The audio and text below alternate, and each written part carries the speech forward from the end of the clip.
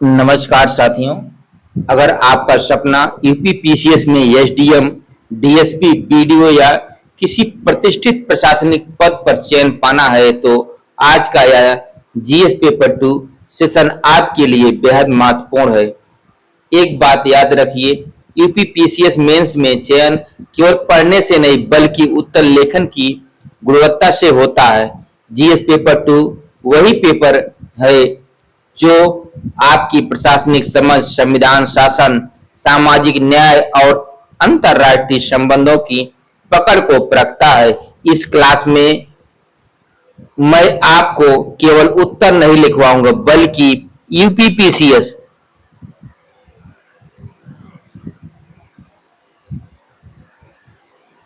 Topper style में भूमिका, मुख्य भाग और निष्कर्ष के साथ ऐसा उत्तर बनाना सिखाऊंगा जिससे परीक्षक भी पसंद करें। यदि आप सच में 2026, 27, 28 की यूपीपीसीएस परीक्षा को लक्ष्य बनाकर तैयारी कर रहे हैं तो पूरी क्लास अंत तक देखिए, नोट्स बनाइए और हर उत्तर का अभ्यास कीजिए। तो चलिए बिना समय गंवाए पूरे जोश और आत्मविश्वास के साथ यूपीपीसीएस मेंस पेपर 2 की शुरुआत करते हैं। दोस्तों, अगर आपने इन प्रीवियस ईयर्स के प्रश्नों को हल करना सीख गए तो हम यह दावा कर सकते हैं कि आप बेहतर तरीके से किसी भी प्रश्न का उत्तर लिख सकते हैं। आपको कहीं से किसी भी प्रश्न का उत्तर लिखने में कोई कठिनाई नहीं होगी, बशर्ते सभी प्रश्नों को सावधानी पूर्वक देखना होगा। चलिए अब हम सीधे प्रश्नों पर चलते हैं। आज का हमारा पहला प्रश्न है, न्यायिक सक्रियतावाद की व्याख्या कीजिए तथा भारत में कार्यपालिका एवं न्यायपालिका के पारस्परिक संबंधों पर इसके प्रभाव का मूल्यांकन कीजिए। सबसे पहले हम प्रश्न के भूमिका लिखेंगे। भूमिका के बाद मेन बॉडी पार्ट, मुख्य भाग, उसके बाद निष्कर्ष, कंक्लूजन लिखें। अब हम सबसे पहले भूमिका पर चलते हैं। न्यायिक सक्रियतावाद वह दृष्टिकोण है जिसमें न्यायपालिका संविधान की व्यापक व्याख्या कर मौलिक अधिकारों की रक्षा, लोकहित याचिका, पीआईएल तथा प्रशासनिक निष्क्रियता की स्थिति में सक्रिय हस्तक्षेप करती है। भारत में इसका आधार संविधान के अनुच्छेद 32 एवं 226 में है। अब हम सीधे मुख्य भाग पर चलते हैं। न्यायिक सक्रियतावाद के प्रभाव देखेंगे, क्या क्या प्रभाव है। कार्यपालिका की मनमानी एवं भ्रष्टाचार पर प्रभावी नियंत्रण स्थापित हुआ। पर्यावरण संरक्षण, मानवाधिकार तथा पारदर्शिता को बढ़ावा मिला। लोकहित याचिकाओं के माध्यम से वंचित वर्गों को न्याय सुलभ हुआ। विशाखा बनाम राजस्थान राज्य 1997 तथा 2G स्पेक्ट्रम प्रकरण जैसे निर्णयों ने प्रशासनिक उत्तरदायित्व को सुदृढ़ किया। दूसरी ओर न्यायिक अतिक्रमण की आशंका बढ़ी, जिससे शक्तियों के पृथक्करण के सिद्धांत पर बहस हुई। कई बार नीतिगत विषयों में हस्तक्षेप से कार्यपालिका एवं न्यायपालिका के बीच तनाव उत्पन्न हुआ।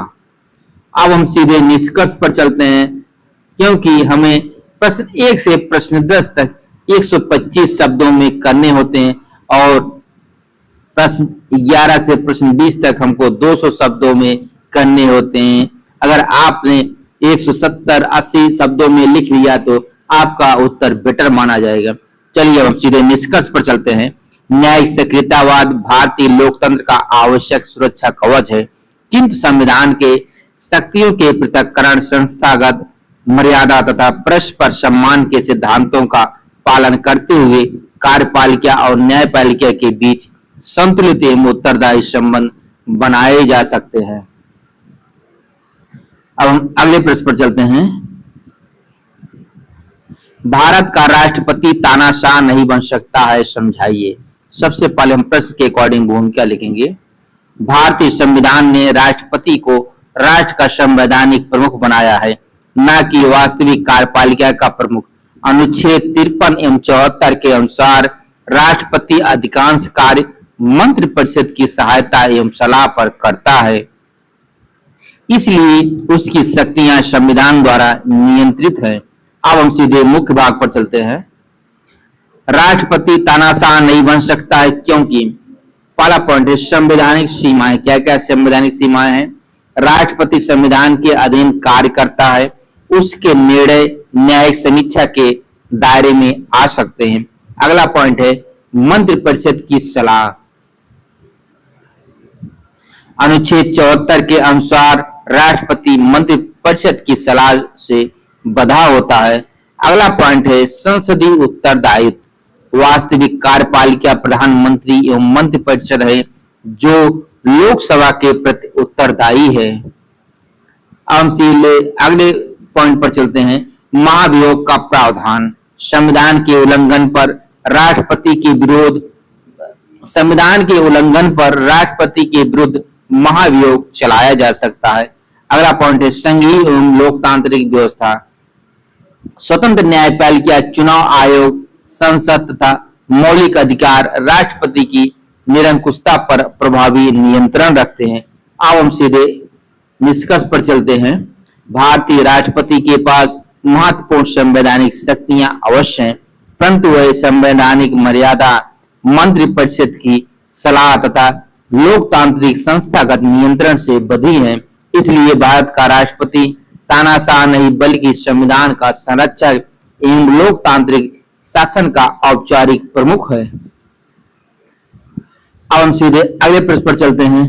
भारत में सहकारी संघवाद को बढ़ावा देने में अंतरराज्यीय परिषद की भूमिका का आलोचनात्मक विश्लेषण कीजिए। सबसे पहले हम प्रश्न के अकॉर्डिंग भूमिका लिखेंगे। अंतरराज्यीय परिषद का गठन अनुच्छेद 263 के अंतर्गत 1990 में सरकारिया आयोग की सिफारिश पर किया गया। इसका उद्देश्य केंद्र एवं राज्यों के मध्य समन्वय स्थापित कर सहकारी संघवाद को सुदृढ़ करना है। अब हम सीधे मुख्य भाग पर चलते हैं। सहकारी संघवाद को बढ़ावा देने में भूमिका देखें। केंद्र एवं राज्यों के बीच नीति समन्वय का प्रभावी मंच प्रदान करती है। अंतरराज्यीय विवादों एवं साझा विषयों पर संवाद को प्रोत्साहित करती है। राष्ट्रीय नीतियों पर राज्यों की भागीदारी सुनिश्चित करती है। प्रशासनिक एवं विधायी सहयोग को बढ़ावा देती है। अगला पॉइंट है सरकारिया एवं पूंजी आयोग की अनेक सिफारिशों पर विचार विमर्श का मंच रही है। अब हम इसकी आलोचनात्मक विश्लेषण देखें। क्या क्या आलोचनात्मक पक्ष हैं? परिषद की बैठकें नियमित नहीं होती, इसकी सिफारिशें परामर्शात्मक है, बाध्यकारी नहीं। नीति आयोग एवं जीएसटी परिषद जैसी संस्थाओं के कारण इसकी सक्रियता अपेक्षाकृत कम हुई है। राजनीतिक मतभेद कई बार इसकी प्रभावशीलता को सीमित करते हैं। अब हम सीधे निष्कर्ष पर चलते हैं। अंतरराज्यीय परिषद सहकारी संघवाद की महत्वपूर्ण संवैधानिक संस्था है। नियमित बैठकों, सिफारिशों के प्रभावी क्रियान्वयन तथा राज्यों की सक्रिय भागीदारी से यह टीम इंडिया की भावना को और अधिक सुदृढ़ कर सकती है। अब हम सीधे अगले प्रश्न पर चलते हैं। अनुच्छेद 32 भारत के संविधान की आत्मा है, संक्षेप में व्याख्या कीजिए।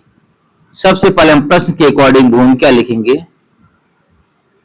डॉक्टर भीमराव अंबेडकर ने अनुच्छेद 32 को संविधान की आत्मा एवं हृदय कहा क्योंकि यह नागरिकों को अपने मौलिक अधिकारों के प्रवर्तन हेतु सीधे सर्वोच्च न्यायालय जाने का अधिकार प्रदान करता है। अब हम सीधे मुख्य भाग पर चलते हैं।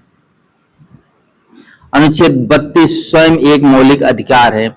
सर्वोच्च न्यायालय को बंदी, प्रत्यक्षीकरण, परमादेश, प्रतिषेध, उत्प्रेषण तथा अधिकार परीक्षा जैसी रीटें जारी करने की शक्ति प्राप्त है। अगला पॉइंट है यह राज्य द्वारा मौलिक अधिकारों के उल्लंघन पर प्रभावी संवैधानिक उपचार सुनिश्चित करता है। अगला पॉइंट है जनहित याचिका PIL के माध्यम से न्याय तक व्यापक पहुंच संभव हुई है। अब हम सीधे अगले पॉइंट पर देखते हैं। केशवानंद भारती 1973 तथा यल चंद्र कुमार 1997 जैसे निर्णयों ने इसकी महत्ता को और सुदृढ़ किया। अब हम सीधे निष्कर्ष पर चलेंगे। अनुच्छेद 32 संविधान की सर्वोच्चता, विधि के शासन तथा नागरिक स्वतंत्रता का प्रभावी संरक्षक है, इसलिए इसे भारतीय लोकतंत्र की संवैधानिक सुरक्षा कवच तथा संविधान की आत्मा एवं हृदय कहा जाता है। अब हम सीधे अगले प्रश्न पर चलते हैं। अगला प्रश्न है, उत्तर प्रदेश में ग्रामीण विकास हेतु गैर सरकारी संगठनों एनजीओ की भूमिका का परीक्षण कीजिए। सबसे पहले हम प्रश्न के अकॉर्डिंग भूमिका लिखेंगे। गैर सरकारी संगठन एनजीओ ऐसे स्वैच्छिक संगठन है जो सरकार और समाज के बीच सेतु का कार्य करते हुए ग्रामीण क्षेत्रों में शिक्षा, स्वास्थ्य, आजीविका, महिला सशक्तिकरण तथा सामाजिक जागरूकता के माध्यम से समावेशी विकास को गति देते हैं। अब हम सीधे मुख्य भाग पर चलते हैं। ग्रामीण विकास में एनजीओ की भूमिका, स्वयं सहायता समूह के माध्यम से महिलाओं का आर्थिक सशक्तिकरण हुआ, कौशल विकास एवं स्वरोजगार को बढ़ावा मिला, स्वास्थ्य, पोषण, स्वच्छता तथा टीकाकरण के प्रति जागरूकता बढ़ी, गुणवत्तापूर्ण शिक्षा, साक्षरता तथा डिजिटल साक्षरता का प्रसार हुआ, जल संरक्षण, जैविक खेती एवं पर्यावरण संरक्षण को प्रोत्साहन मिला, सरकारी योजनाओं, मनरेगा, राष्ट्रीय ग्रामीण आजीविका मिशन आदि के प्रभावी क्रियान्वयन में सहयोग मिला, वंचित वर्गों के अधिकारों एवं सामाजिक न्याय के प्रति जन जागरूकता बढ़ी। अब हम सीधे सीमाएं देखें, क्या क्या इसकी सीमाएं हैं।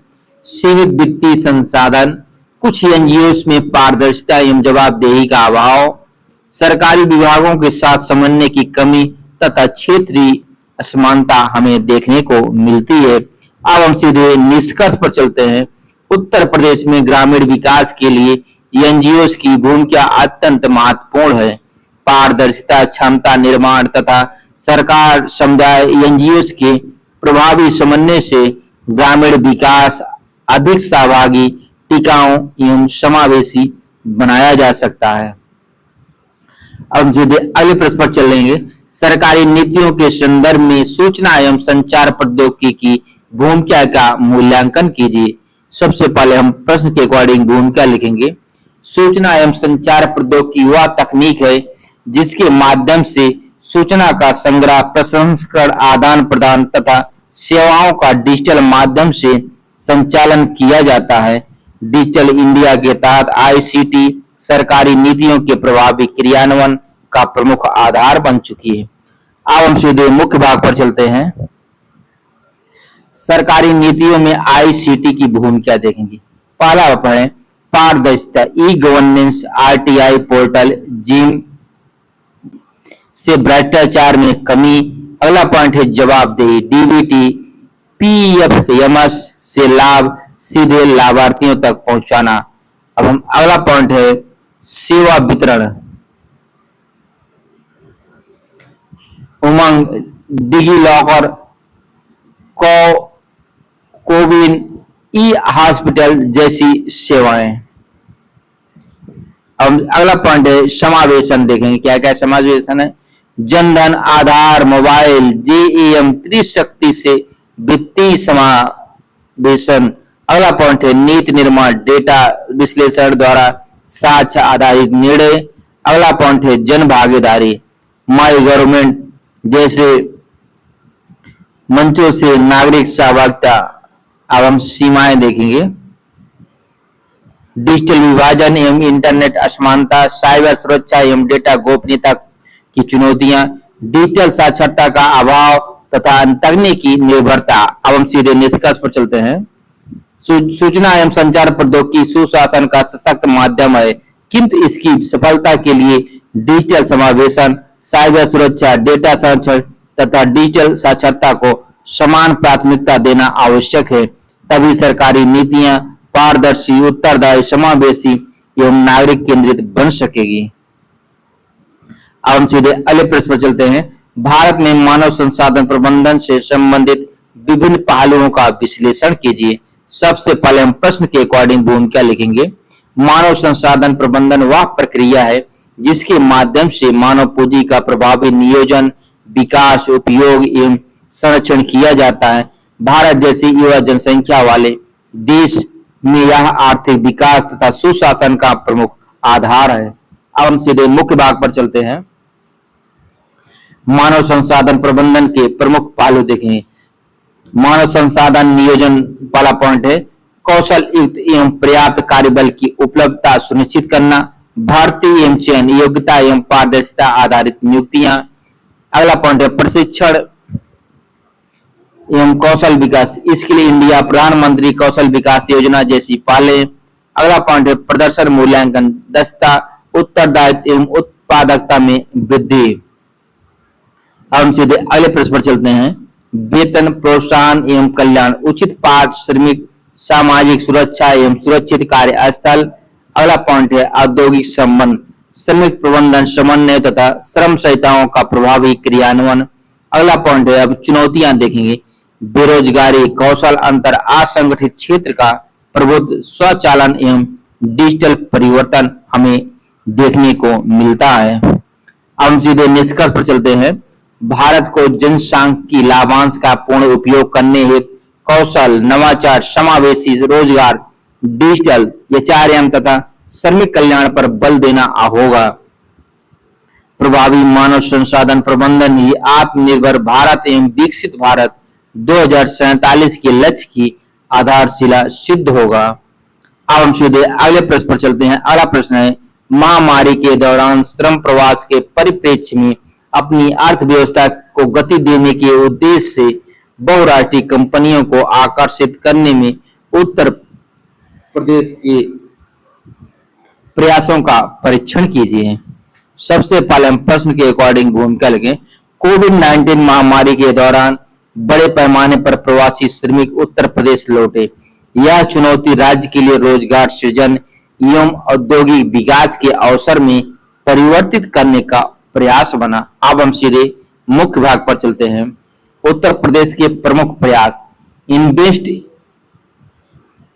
यूपी के माध्यम से निवेशकों के लिए सिंगल विंडो प्रणाली, डिफेंस कॉरिडोर, एक्सप्रेस वे एवं औद्योगिक पार्कों का विकास, ईज ऑफ डूइंग बिजनेस सुधार तथा श्रम एवं औद्योगिक प्रक्रियाओं का सरलीकरण, ओडीओपी, एमएसएमई तथा स्टार्टअप नीति के माध्यम से स्थानीय उद्योगों को प्रोत्साहन, ग्लोबल इन्वेस्टमेंट समिट के माध्यम से बहुराष्ट्रीय कंपनियों को निवेश हेतु आकर्षित करना, लौटे हुए श्रमिकों के कौशल मानचित्रण एवं रोजगार से जोड़ने की पहल। अब हम आलोचनात्मक परीक्षण देखेंगे।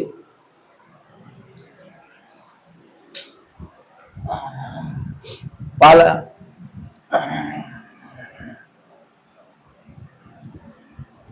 अनेक निवेश प्रस्तावों का वास्तविक क्रियान्वयन अपेक्षाकृत धीमा रहा। उच्च कौशल युक्त रोजगार सीमित रहे। भूमि, लॉजिस्टिक्स एवं कौशल उन्नयन जैसी चुनौतियां बनी रही। अब हम सीधे निष्कर्ष पर चलते हैं। उत्तर प्रदेश ने महामारी को औद्योगिक विकास के अवसर में बदलने हेतु महत्वपूर्ण पहलें की। यदि निवेश प्रस्तावों का प्रभावी क्रियान्वयन, कौशल विकास तथा बेहतर आधारभूत संरचना सुनिश्चित की जाए तो राज्य आत्मनिर्भर भारत के अनुरूप रोजगार एवं औद्योगिक विकास का प्रमुख केंद्र बन सकता है। अब हम सीधे अगले प्रश्न पर चलते हैं। भारत की प्रवासी नीति क्या है? वर्तमान में भारतीय प्रवासियों के समक्ष क्या चुनौतियां हैं? सबसे पहले हम प्रश्न के अकॉर्डिंग भूमिका लिखेंगे। भारत की प्रवासी नीति का उद्देश्य विदेशों में रह रहे भारतीयों एवं भारतीय मूल के लोगों के हितों की रक्षा, उनसे आर्थिक सांस्कृतिक संबंधों को सुदृढ़ करना तथा राष्ट्रीय विकास में उनकी भागीदारी बढ़ाना है। लगभग 3.5 करोड़ भारतीय प्रवासी विश्व के विभिन्न देशों में निवास करते हैं। अब हम सीधे मुख्य भाग पर चलते हैं।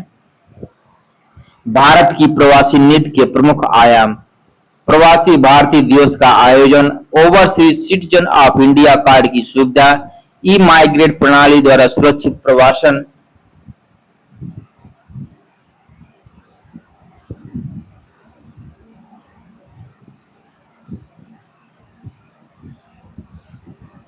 मदद पोर्टल एवं भारतीय दूतावासों के माध्यम से सहायता, संकट के समय निकासी अभियान, ऑपरेशन गंगा, वंदे भारत मिशन आदि।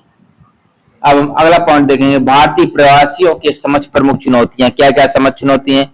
खाड़ी देशों में श्रमिकों का शोषण एवं कम वेतन होता है, नस्लीय भेदभाव एवं सामाजिक असुरक्षा, वीजा एवं व्रजन नियमों का कठोर होना, युद्ध, महामारी एवं आर्थिक संकट से रोजगार प्रभावित होना, कौशल की मान्यता तथा कानूनी सहायता का अभाव। अब हम सीधे निष्कर्ष पर चलते हैं। भारत को सुरक्षित, कौशल आधारित और अधिकार संरक्षित प्रवासन को बढ़ावा देते हुए प्रवासियों के हितों की प्रभावी रक्षा करनी चाहिए, ताकि वे भारत की अर्थव्यवस्था, कूटनीति और वैश्विक प्रतिष्ठा को और सुदृढ़ कर सके। हम सीधे अगले प्रश्न पर चलते हैं। भारत अमेरिका 2+2 मंत्रिस्तरीय संवाद पर टिप्पणी कीजिए। सबसे पहले हम प्रश्न के अकॉर्डिंग भूमिका लिखेंगे। भारत अमेरिका 2+2 मंत्रिस्तरीय संवाद दोनों देशों के विदेश एवं रक्षा मंत्रियों के बीच होने वाला सर्वोच्च रणनीतिक संवाद है। इसकी शुरुआत 2018 में हुई। इसका उद्देश्य सामरिक, रक्षा, आर्थिक तथा वैश्विक मुद्दों पर सहयोग को सुदृढ़ करना है। अब हम सीधे मुख्य भाग पर चलते हैं। रक्षा सहयोग, सैन्य अभ्यास तथा रक्षा प्रौद्योगिकी हस्तांतरण को बढ़ावा मिलता है। LEMOA कॉम COMCAS कॉमसास BECA जैसे प्रमुख रक्षा समझौते के प्रभावी क्रियान्वयन में सहायता मिलती है। हिंद प्रशांत क्षेत्र में मुक्त, समावेशी एवं नियम आधारित व्यवस्था को समर्थन मिलता है। LEMOA, COMCAS, BECA जैसे प्रमुख रक्षा समझौतों के प्रभावी क्रियान्वयन में सहायता मिलती है। हिंद प्रशांत क्षेत्र में मुक्त, समावेशी एवं नियम आधारित व्यवस्था को समर्थन मिलता है। आतंकवाद विरोधी सहयोग, साइबर सुरक्षा, अंतरिक्ष, कृत्रिम बुद्धिमत्ता तथा समुद्री सुरक्षा में समन्वय बढ़ता है। व्यापार, निवेश, आपूर्ति श्रृंखला तथा उभरती प्रौद्योगिकियों में साझेदारी मजबूत होती है। साथ ही रूस ईरान व्यापार शुल्क तथा रणनीतिक स्वायत्तता जैसे मुद्दों पर मतभेद भी बने रहते हैं। अब हम सीधे निष्कर्ष पर चलते हैं। भारत अमेरिका 2+2 संवाद व्यापारिक, वैश्विक, रणनीतिक साझेदारी का महत्वपूर्ण मंच है। रणनीतिक स्वायत्तता बनाए रखते हुए पारस्परिक हितों पर आधारित सहयोग को आगे बढ़ाना भारत के राष्ट्रीय हितों तथा क्षेत्रीय स्थिरता दोनों के लिए आवश्यक है। अब हम सीधे अगले प्रश्न पर चलते हैं। लोकहित का प्रत्येक मामला लोकहितवाद का मामला नहीं होता है। मूल्यांकन कीजिए। सबसे पहले हम भूमिका लिखेंगे लोकहित के बारे में। लोकहितवाद न्यायपालिका द्वारा विकसित ऐसा संवैधानिक साधन है जिसके माध्यम से व्यापक जनहित से जुड़े मामलों में न्यायालय हस्तक्षेप करता है, किंतु प्रत्येक लोकहित का विषय स्वतः लोकहितवाद का विषय नहीं बनता। अब हम सीधे मुख्य भाग पर चलते हैं।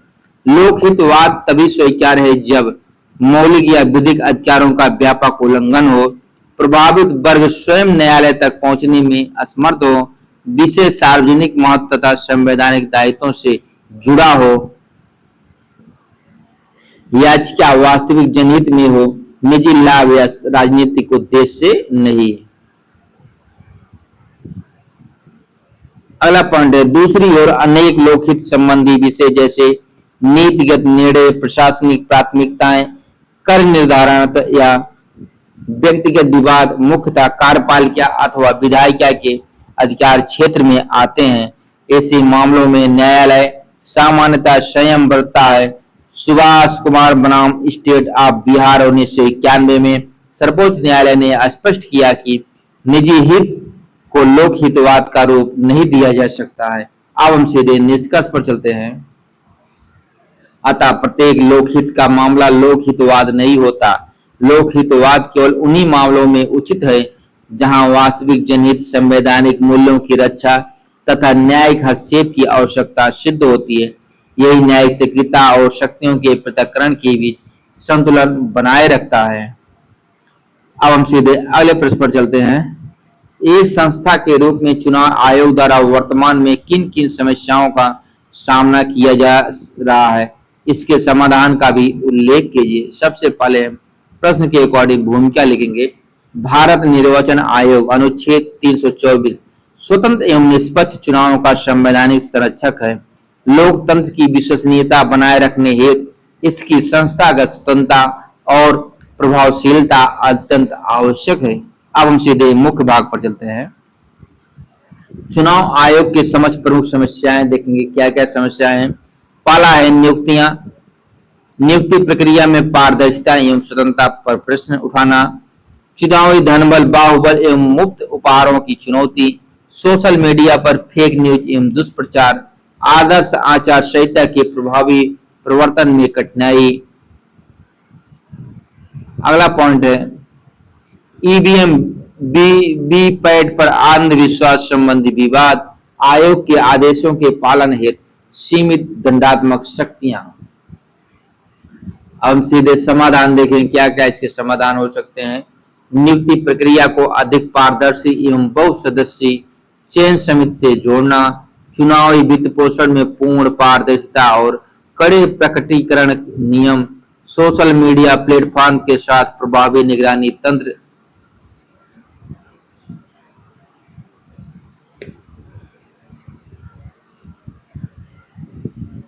आदर्श आचार संहिता को वैधानिक आधार प्रदान करना, मतदाता जागरूकता तथा वीवीपैट ऑडिट का विस्तार करना, आयोग को आवश्यक वैधानिक एवं प्रवर्तन संबंधी शक्तियां प्रदान करना। अब हम सीधे निष्कर्ष पर चलते हैं। निर्वाचन आयोग की स्वतंत्रता, निष्पक्षता और संस्थागत क्षमता को सुदृढ़ करना लोकतंत्र की विश्वसनीयता का आधार है। स्वतंत्र एवं निष्पक्ष चुनाव ही संस्था सशक्त लोकतंत्र की सबसे बड़ी गारंटी है। अब हम सीधे अगले प्रश्न पर चलते हैं। वित्त आयोग के क्या कार्य हैं, राजकोषीय संघवाद में इसकी उभरती भूमिका की समीक्षा कीजिए। सबसे पहले हम प्रश्न के अकॉर्डिंग भूमिका लिखेंगे। संविधान के अनुच्छेद 280 के अंतर्गत वित्त आयोग का गठन किया जाता है। इसका उद्देश्य केंद्र एवं राज्यों के बीच वित्तीय संसाधनों का न्याय संगत वितरण सुनिश्चित कर सहकारी एवं राजकोषीय संघवाद को सुदृढ़ करना है। अब हम सीधे मुख्य भाग पर चलते हैं। वित्तीय आयोग के कार्य देखें, क्या क्या कार्य। केंद्र के करों के ऊर्ध्वाधर एवं क्षैतिज वितरण की सिफारिश करना, राज्यों को अनुमोदन, राज्यों को अनुदान इन दंड, राज्यों को अनुदान इन एड अनुच्छेद 275 की अनुशंसा करना,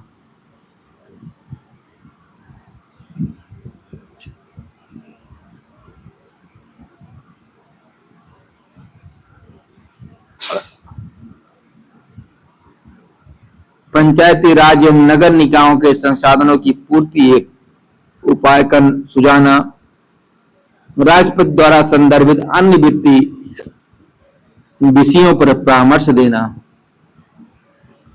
अब हम राजकोषीय संघवाद में उभरती भूमिका देंगे। राज्यों की वित्तीय स्वायत्तता को बढ़ावा, प्रदर्शन आधारित अनुदानों से उत्तरदायित्व एवं दक्षता में वृद्धि, आपदा प्रबंधन, स्वास्थ्य, स्थानीय निकाय तथा सतत विकास हेतु संसाधन आवंटन, जीएसटी व्यवस्था के बाद केंद्र राज्य वित्तीय संतुलन बनाए रखने में महत्वपूर्ण भूमिका। अब हम समीक्षा देखेंगे। यद्यपि आयोग ने संघवाद को मजबूत किया है, फिर भी राज्यों की बढ़ती वित्तीय आवश्यकताओं कर अधिभार की वृद्धि तथा सिफारिशों की गैर बाध्यकारी प्रकृति जैसी चुनौतियां इसकी प्रभावशीलता को सीमित करती हैं। अब हम सीधे निष्कर्ष पर चलते हैं। वित्तीय आयोग राजकोषीय संघवाद को प्रमुख संवैधानिक स्तंभ है। बदलती आर्थिक परिस्थितियों के अनुरूप इसकी सिफारिशों का प्रभावी क्रियान्वयन तथा केंद्र राज्य सहयोग भारत में संतुलित, समावेशी एवं सहकारी संघवाद को और सुदृढ़ करेगा। अब हम सीधे अगले प्रश्न पर चलते हैं। भारतीय राजनीति में प्रमुख दबाव समूहों की पहचान कीजिए और भारत की राजनीति में उनकी भूमिका का परीक्षण कीजिए। सबसे पहले हम प्रश्न के अकॉर्डिंग भूमिका लिखेंगे। दबाव समूह ऐसे संगठित या असंगठित समूह हैं जो स्वयं सत्ता प्राप्त किए बिना सरकार की नीतियों, कानूनों तथा निर्णयों को अपने हितों के अनुरूप प्रभावित करने का प्रयास करते हैं। ये लोकतंत्र में जनमत और शासन के बीच महत्वपूर्ण कड़ी है। अब हम सीधे मुख्य भाग पर चलते हैं। प्रमुख दबाव समूह देखें, क्या क्या प्रमुख दबाव समूह? व्यापारिक समूह FICCI, CII, एसोचैम। अगला पॉइंट है श्रमिक संगठन INTUC, BMS, AITUC। अब हम किसान संगठन, क्या है किसान संगठन है? भारतीय किसान यूनियन BKU। और व्यवसायिक संगठन है IMA, बार काउंसिल। हम धार्मिक, जाति एवं छात्र संगठन ABPB, NSUI आदि। अब हम भारतीय राजनीति में भूमिका दें, क्या क्या भूमिका हो सकती है? नीति निर्माण एवं कानून निर्माण को प्रभावित करना, जनहित के मुद्दे को सरकार तक पहुंचाना, लोकतांत्रिक भागीदारी एवं जन जागरूकता बढ़ाना, सरकार की जवाबदेही एवं पारदर्शिता सुनिश्चित करना, सामाजिक आर्थिक सुधारों को गति देना। अब हम इसकी सीमाएं देखें, क्या क्या सीमाएं हैं?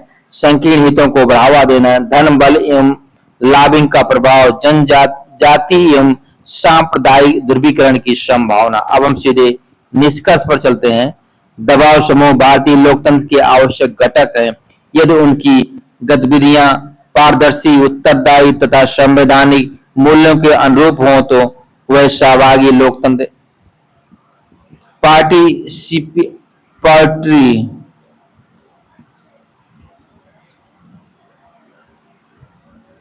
पार्टिसिपेटरी डेमोक्रेसी और सुशासन को सुदृढ़ करने में महत्वपूर्ण भूमिका निभाते हैं। अब हम सीधे अगले प्रश्न पर चलते हैं। ई शासन ने प्रशासनिक तंत्र को किस सीमा तक अधिक नागरिक केंद्रित बनाया है? क्या ई शासन प्रणाली को और अधिक सहभागी बनाया जा सकता है? सबसे पहले हम प्रश्न के अकॉर्डिंग भूमिका लिखेंगे। ई शासन सूचना एवं संचार प्रौद्योगिकी ICT के माध्यम से शासन को पारदर्शी, उत्तरदायी, दक्ष एवं नागरिक केंद्रित बनाने की प्रक्रिया है। डिजिटल इंडिया, उमंग, डिजी लॉकर तथा DBT जैसी पहलें इसके प्रमुख उदाहरण है। अब हम सीधे मुख्य भाग पर चलते हैं। ई शासन से प्रशासन का नागरिक केंद्रित स्वरूप देखेंगे। सेवाओं की 24/7 ऑनलाइन उपलब्धता, DBT से पारदर्शिता तथा भ्रष्टाचार में कमी, CP ग्राम्स जैसे पोर्टलों से त्वरित शिकायत निवारण, डिजी लॉकर, ई डिस्ट्रिक्ट, उमंग से समय एवं लागत की बचत। अगला पॉइंट है सूचना तक आसान पहुंच से जवाबदेही में वृद्धि। अब हम इस शासन को अधिक सहभागी बनाने के उपाय देंगे। MyGov जैसे मंचों पर जन भागीदारी बढ़ाना, ग्रामीण क्षेत्रों में डिजिटल साक्षरता एवं इंटरनेट पहुंच का विस्तार करना, स्थानीय भाषाओं एवं दिव्यांग अनुकूल सेवाओं का विकास करना, सोशल मीडिया एवं ऑनलाइन जन परामर्श द्वारा नीति निर्माण में नागरिकों की सहभागिता, डेटा सुरक्षा एवं गोपनीयता को सुदृढ़ करना। अब हम सीधे निष्कर्ष पर चलते हैं। इस शासन ने प्रशासन को काफी हद तक नागरिक केंद्रित बनाया है, परंतु समावेशी डिजिटल अवसंरचना, जन भागीदारी और सुरक्षित डिजिटल तंत्र के माध्यम से इसे और अधिक सहभागी एवं उत्तरदायी बनाया जा सकता है। यही न्यूनतम सरकार अधिकतम शासन की अवधारणा को साकार करेगा। अब हम सीधे अगले प्रश्न पर चलते हैं। सूचना का अधिकार अधिनियम ने लोक सेवकों को स्टील फ्रेम के बाहर आकर निष्ठापूर्वक जनता की सेवा करने के लिए बाध्य किया है। व्याख्या करें। सबसे पहले हम प्रश्न के अकॉर्डिंग भूमिका लिखेंगे। सूचना का अधिकार अधिनियम 2005 RTI एक्ट भारतीय लोकतंत्र में पारदर्शिता, उत्तरदायित्व एवं सुशासन का सशक्त साधन है। इसने औपनिवेशिक गोपनीयता आधारित स्टील फ्रेम प्रशासन को नागरिक केंद्रित प्रशासन की दिशा में परिवर्तित किया। अब हम सीधे मुख्य भाग पर चलते हैं। निर्णय प्रक्रिया एवं सरकारी अभिलेखों तक नागरिकों की पहुंच सुनिश्चित हुई। लोक सेवकों की उत्तरदायित्व एवं जवाबदेही बढ़ी, भ्रष्टाचार, मनमानी एवं लाल फीताशाही पर प्रभावी नियंत्रण स्थापित हुआ, प्रशासन में पारदर्शिता, दक्षता एवं समयबद्ध सेवा को बढ़ावा मिला, नागरिकों की सहभागिता एवं विश्वास में वृद्धि हुई, मनरेगा, पीडीएस, पेंशन आदि योजनाओं में सामाजिक अंकेक्षण को बल मिला। यद्यपि सूचना के दुरुपयोग, लंबित अपीलों तथा सूचना अधिकारियों पर बढ़ते कार्यभार जैसी चुनौतियां भी विद्यमान हैं। अब हम सीधे निष्कर्ष पर चलते हैं। सूचना का अधिकार अधिनियम ने लोक सेवकों को केवल नियम पालक प्रशासक नहीं बल्कि जन सेवक के रूप में कार्य करने हेतु प्रेरित किया है। सूचना आयोगों को सुदृढ़ बनाकर, समयबद्ध सूचना उपलब्ध कराकर तथा डिजिटल पारदर्शिता बढ़ाकर इसे और अधिक प्रभावी बनाया जा सकता है। अब हम सीधे अगले प्रश्न पर चलते हैं। उत्तर प्रदेश सरकार द्वारा अनुसूचित जातियों एवं अनुसूचित जनजातियों के कल्याण हेतु क्रियान्वित की जाने वाली योजनाओं के प्रभाव का मूल्यांकन कीजिए। सबसे पहले हम प्रश्न के अकॉर्डिंग भूमिका लिखेंगे। अनुसूचित जाति एससी, अनुसूचित जनजाति एसटी के सामाजिक, शैक्षिक एवं आर्थिक सशक्तिकरण हेतु उत्तर प्रदेश सरकार छात्रवृत्ति, आवास, स्वरोजगार, कौशल विकास तथा संरक्षण संबंधी अनेक योजनाएं संचालित करती है। इनका उद्देश्य संविधान के अनुच्छेद 46 के अनुरूप सामाजिक न्याय स्थापित करना है। अब हम सीधे मुख्य भाग पर चलते हैं। योजनाओं के सकारात्मक प्रभाव देखेंगे। प्री मैट्रिक एवं पोस्ट मैट्रिक छात्रवृत्ति से शिक्षा में नामांकन एवं निरंतरता बढ़ी। मुख्यमंत्री सामूहिक विवाह योजना एवं आवास योजनाओं से सामाजिक सुरक्षा में वृद्धि। स्वरोजगार एवं कौशल विकास कार्यक्रमों से आजीविका के अवसर बढ़े। एससी एसटी अत्याचार निवारण अधिनियम के प्रभावी क्रियान्वयन से कानूनी संरक्षण सुदृढ़ हुआ। छात्रावास एवं कोचिंग योजनाओं से उच्च शिक्षा एवं प्रतियोगी परीक्षाओं में भागीदारी बढ़ी। अब हम सीमाएं देखें, क्या क्या सीमाएं हैं। दूरस्थ क्षेत्रों में योजनाओं को सीमित पहुंच, लाभार्थी चयन एवं जागरूकता का अभाव, धनराशि वितरण में विलंब तथा निगरानी की कमी, जनजाति क्षेत्रों में स्वास्थ्य, शिक्षा एवं आधारभूत सुविधाओं की चुनौतियां बनी हुई हैं। अब हम सीधे निष्कर्ष पर चलते हैं। उत्तर प्रदेश सरकार की योजनाओं ने एससी एसटी समुदायों के सशक्तिकरण में उल्लेखनीय योगदान दिया है, किंतु पारदर्शी क्रियान्वयन, डिजिटल निगरानी, जन जागरूकता तथा परिणाम आधारित मूल्यांकन से इनका प्रभाव और अधिक व्यापक और एवं समावेशी बनाया जा सकता है। अब हम सीधे अगले प्रश्न पर चलते हैं।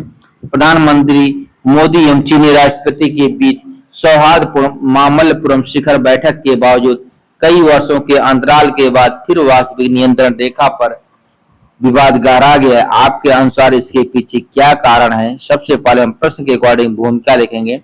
2019 की मामल्लपुरम अनौपचारिक शिखर बैठक का उद्देश्य भारत चीन संबंधों में विश्वास बढ़ाना था, किंतु 2020 के बाद पूर्वी लद्दाख सहित कई क्षेत्रों में एलएसी पर तनाव पुनः बढ़ गया।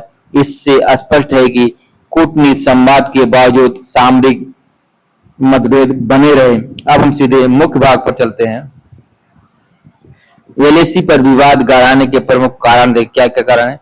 एलएसी का अस्पष्ट सीमांकन, जिससे दोनों देशों की अलग अलग धारणा, चीन की विस्तारवादी नीति एवं यथास्थिति बदलने के प्रयास, सीमावर्ती अवसंरचना, सड़क, पुल, हवाई पट्टी के तीव्र विकास से सामरिक प्रतिस्पर्धा, अनुच्छेद 370 हटाने के बाद लद्दाख को केंद्र शासित प्रदेश बनाए जाने पर चीन की आपत्ति, भारत की इंडो पैसिफिक नीति, क्वाड तथा चीन की रणनीतिक आशंकाएं, विश्वास निर्माण समझौतों के प्रभावी पालन में कमी तथा सैन्य जमावड़ा।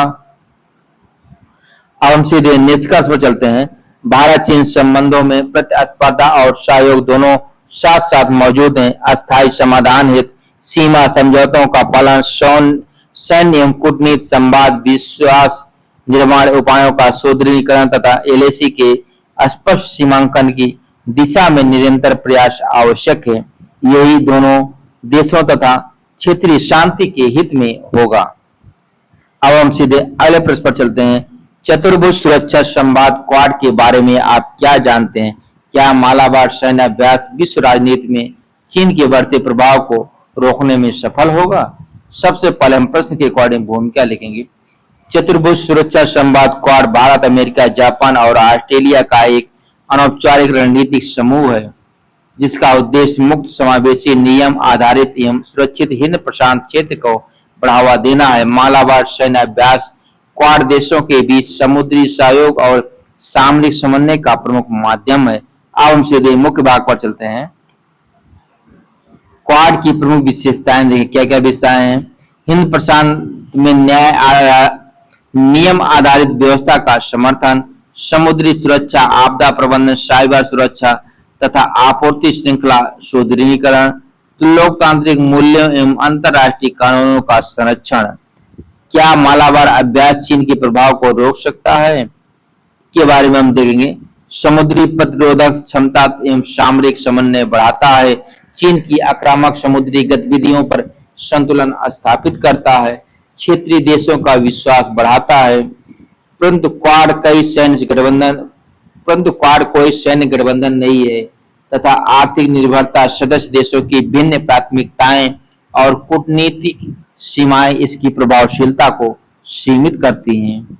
अब हम सीधे निष्कर्ष पर चलते हैं। मालाबार अभ्यास चीन को प्रत्यक्ष रूप से रोकने का साधन नहीं बल्कि नियम आधारित अंतर्राष्ट्रीय व्यवस्था, सामरिक संतुलन और क्षेत्रीय स्थिरता को सुदृढ़ करने का प्रभावी माध्यम है। क्वाड की दीर्घकालिक सफलता सहयोग, विश्वास और साझा रणनीतिक दृष्टि पर निर्भर करेगी।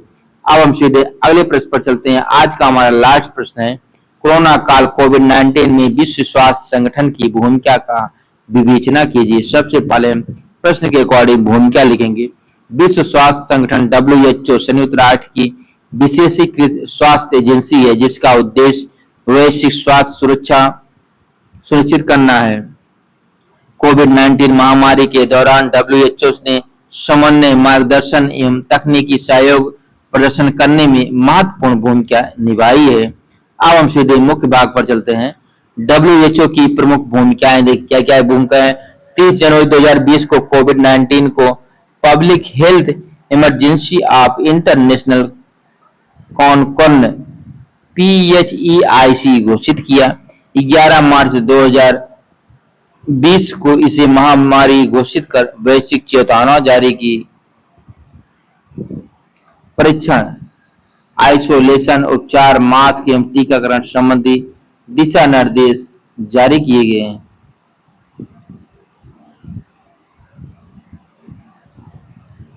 कोवैक्स पाल के माध्यम से टीकों की न्याय संगत उपलब्धता का प्रयास किया गया। देशों को तकनीकी सहायता, प्रशिक्षण तथा महामारी संबंधी आंकड़ों का नियमित प्रकाशन किया। वायरस के नए स्वरूपों की निगरानी एवं वैश्विक सूचना साझाकरण को बढ़ावा दिया। अब हम इसकी सीमाएं, आलोचनाएं देखेंगे। प्रारंभिक प्रतिक्रिया में विलंब तथा चीन पर अत्यधिक निर्भरता के आरोप लगे। सदस्य देशों के सहयोग एवं वित्तीय संसाधनों पर निर्भरता के कारण प्रभाव सीमित रहा। अब हम सीधे इसका निष्कर्ष देखेंगे। कोविड-19 ने स्पष्ट किया कि